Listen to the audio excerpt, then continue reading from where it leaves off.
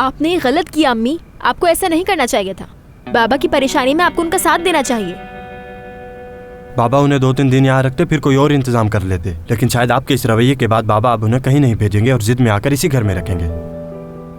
अगर आप थोड़ा सब्र कर लेती तो उन लोगों को इस घर से निकालने का कोई तरीका निकाल लेते हम लोग। बस बहुत हो गया। तुम सब मुझे ऐसे ट्रीट कर रहे हो जैसे मैं हर घर आए मेहमान के साथ ऐसा ही रवैया रखती हूँ। उन्हें इस घर में नहीं देखना चाहती हूँ मैं, और मेरे पास इसकी वजह भी है। क्या समझते हैं बाबा भेज देंगे उन्हें यहाँ से? जो कुछ हुआ उसके बाद ये नामुमकिन है, और बाबा अपने फैसले से किसी सूरत पीछे नहीं हटेंगे। देख लेना, इसी घर में रखेंगे उन लोगों को।